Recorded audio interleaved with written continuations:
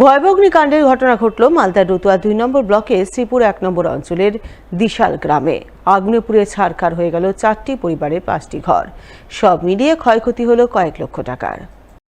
বুধবার রাতে এই ঘটনাকে কেন্দ্র করে ব্যাপক আতঙ্ক ছড়ায় রতুয়া ২ নম্বর ব্লকের শ্রীপুর ১ নম্বর অঞ্চলের দিশাল গ্রামে। জানা গেছে ওই এলাকার বাসিন্দা সাজদা বেয়া নামে এক মহিলার বাড়িতে প্রথম আগুন লাগে। এরপর সেই আগুন ছড়িয়ে পড়ে পাশের আরও ৩টি পরিবারের ঘর বাড়িতে। মুহূর্তের মধ্যে আগুন বিধ্বংসী রূপ ধারণ করে। গ্রামবাসীরা সাবমার্সেলের জল দিয়ে আগুন নিয়ন্ত্রণে আনার চেষ্টা চালান।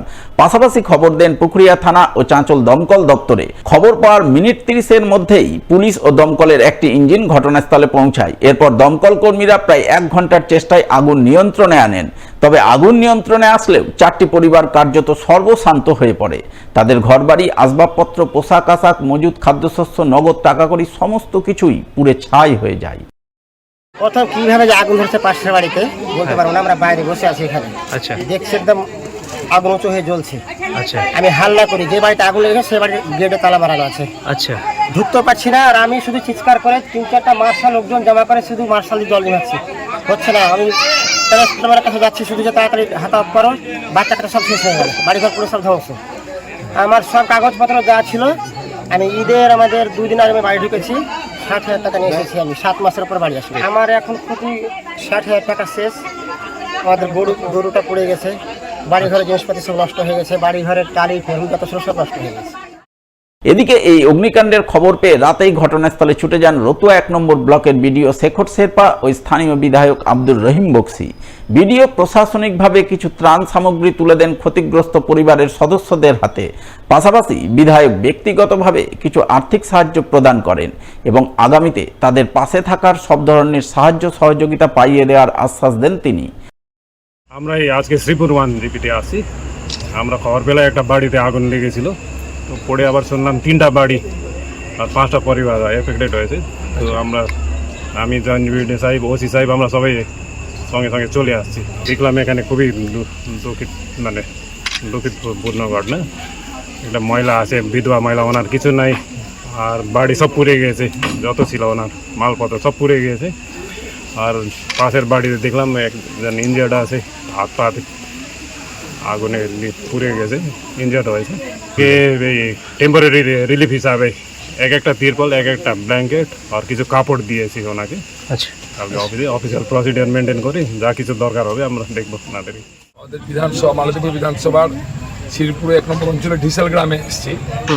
সন্ধ্যার সময় অতর্কিত আগুন লেগে যায় এখানে, এবং সে আগুনে প্রায় 4-5টা বাড়ি একবার সম্পূর্ণ ভস্মীভূত হয়ে গেছে। একটা গরু, ছাগল টাগল, মুরগি যা ছিল, দুস্থ মানুষেরা, গরিব মানুষ খেতে খায়, দিন আনতে দিন খায়, বাড়িতে যা ছিল সমস্ত কিছু পুড়ে একবারে শেষ হয়ে গেছে। আর তার মধ্যে তসনিয়া বলে যে মহিলাটা আছেন, মুজিবুররা আছে, কিন্তু তসনিয়া বলে যে মহিলাটা আছেন সে একেবারে নিশ্চিত তার কেউই নেই। ওই ছাগল টাগল, গরু যা আছে সেটা দিয়ে তার সংসার যাপন করতেন। টাকার যে ঘট্ট ছিল সবই পুড়ে ছাই হয়ে গেছে। আমরা এসছি এখানে, আমরা তাদের পাশে দাঁড়িয়েছি। পঞ্চায়েত আছে, আমাদের জেলা পরিষদের মেম্বার আছে, আমাদের এখানকার সমস্ত জনপ্রতিনিধিরা আছেন, দলীয় নেতৃত্বরা আছেন। আমরা সমস্ত রকমের সহায়তা করবো, তাকে আশ্বস্ত করেছি। আপাততভাবে কিছু আর্থিক সাহায্য আমরা করেছি ওকে, বাদবাকিটা আমরা আমাদের বিধায়কের পক্ষ থেকে, পঞ্চায়েতের পক্ষ থেকে, জেলা পরিষদের পক্ষ থেকে, আমরা পঞ্চায়েত সমিতির পক্ষ থেকে সমস্ত ধরনের সহায়তা করবো তাদেরকে, যাতে করে এই দুস্থ পরিবারের পাশে দাঁড়িয়ে তাদেরকে সমস্ত ধরনের সহায়তা করে যায়। এই উদ্যোগ আমরা গ্রহণ করেছি। খুবই ভয়ানক অবস্থা সকলেরই, আমরা খুব মর্মাহত এবং খুব দুঃখিত। মালদার আম চেনার মুশকিল আসান করল মালদা জেলা উদ্যান পালন দপ্তর। মালদার বিভিন্ন প্রজাতির আমের পরিচয় সর্বসমক্ষে তুলে ধরতে অবলম্বন করল অত্যাধুনিক উপায়। চালু করল কিউআর কোড, যে কোড মোবাইলে স্ক্যান করেই জানা যাবে সেই আমের যাবতীয় খুঁটিনাটি তথ্য। এ প্রসঙ্গে মালদা জেলা উদ্যান পালন দপ্তরের আধিকারিক সামন্ত লায়েক জানালেন, এবছরই প্রথম মালদার আমের চেনার মুশকিল আসান করতে তারা কিউআর কোড চালু করেছেন। রতুয়ার দেবনারায়ণ ঘোষ নামে এক আম চাষি এই কিউআর কোড ব্যবহারে প্রথম এগিয়ে এসেছেন। তিনি প্রথম কিউআর কোড যুক্ত মালদার আম নিয়ে এবছর দিল্লির আম উৎসবেও অংশ নিয়েছেন। প্রাথমিক পর্যায়ে এবছর জিআই স্বীকৃতিপ্রাপ্ত মালদার হিমসাগর, লক্ষণভোগ ও ফজলি আমে কিউআর কোড ব্যবহার করা হচ্ছে। কোড মোবাইলে স্ক্যান করলেই সেই আমের পরিচয়, উৎপাদন স্থল, আম পরিচর্যার খুঁটিনাটি তথ্য সাধারণ মানুষের চোখের সামনে ভেসে উঠবে। এতে মালদার আমের পরিচিত আরও বাড়বে, সুনাম রক্ষা হবে।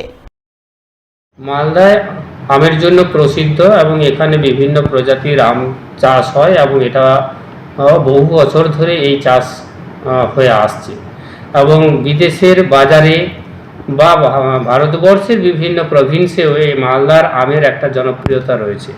তো এটাকে বোঝার জন্য বেশ কিছু কৃষক এগিয়ে আসতে চেয়েছে যে আমরাও আধুনিক পদ্ধতিতে আমাদের কিউআর কোডের মাধ্যমে যদি এই আমটা বিভিন্ন প্রান্তে আমরা পাঠাতে পারি বা বাণিজ্যিকভাবে যদি আমরা পাঠাতে পারি, তাহলে কি হবে, মালদার এই সঠিক প্রজাতির আম কোন বাগান থেকে এটা হচ্ছে এবং সেই বাগানটা কিভাবে পরিচর্যা করেন, কিভাবে কাল্টিভেশন করেন, কি পদ্ধতি অবলম্বন করেন, কি ধরনের কোনো কেমিক্যালস ইউজ করেন কি না, সেটা কিন্তু ওই কিউআর কোডের মাধ্যমে যে কোনো প্রান্তের মানুষ কিন্তু জানতে পারবে।